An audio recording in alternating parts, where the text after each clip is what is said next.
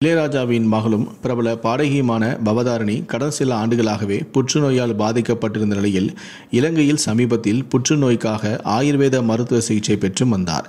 ஆனால் சிகிச்சை பலனின்றி கடந்த ஜனவரி 25ஆம் தேதி அவர் காலமானார். இவருடைய திடீர் மரணம் திரைத்துறையில் பெரும் சோகத்தையும் அதிர்ச்சியையும் ஏற்படுத்தியது. பவதாரணியின் மரணம் தமிழ்நாட்டையே உலுக்கியது. அவரின் ஆன்மா சாந்தி அடையணும் அப்படின்னு நீங்கள் நினச்சிங்கன்னா இந்த வீடியோக்கு ஒரு லைக் கொடுத்துட்டு தொடர்ந்து இந்த வீடியோவை பாருங்கள். இளையராஜாவின் செல்ல மகள்தான் பவதாரணி. இவருக்கு தற்போது வயது 47.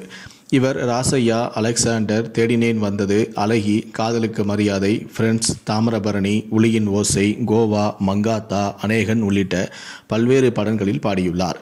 பவதாரணி மயில் போல பாடலுக்கு சிறந்த பின்னணி பாடகிக்கான தேசிய விருதையும் பெற்றார். இளையராஜா, கார்த்திக் ராஜா, யுவன் சங்கர் ராஜா, தேவா, சிற்பி உள்ளிட்டோர் இசையமைப்பிலும் பவதாரணி பாடியுள்ளார். தமிழ் மட்டுமல்லாமல் ஹிந்தி, தெலுங்கு, கன்னடம் உள்ளிட்ட பிற மொழிகளிலும் இவர் இசையமைத்தும் இருக்கிறார். சென்னையில் வைக்கப்பட்டிருந்த இளையராஜாவின் மகளான பவதாரணியின் உடலானது இரவு 10 மணியளவில் ஆம்புலன்ஸில் அவருடைய சொந்த ஊரான தேனி மாவட்டத்தில் இருக்கும் பண்ணைபுரத்திற்கு எடுத்துச் செல்லப்பட்டது.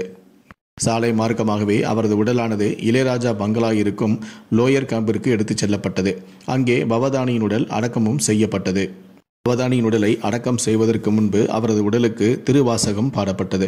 இதையடுத்து பண்ணை இல்லத்தில் இருந்து பவதாரணிக்கு பிடித்தமான பச்சை நிற பட்டு சேலை பொருத்தப்பட்டு பண்ணை இல்லத்திலேயே இளையராஜாவின் தாயார் மற்றும் மனைவியின் உடலுக்கு அருகிலேயே பவதாரணியின் உடலும் அடக்கம் செய்யப்பட்டது. அப்போது அவருடைய குடும்பத்தார் அனைவருமே சேர்ந்து பவதாரணிக்கு தேசிய விருது கிடைத்த மயில் போல பொண்ணு ஒன்று என்ற பாடலை ஒன்றாக அனைவரும் பாடினார்கள்.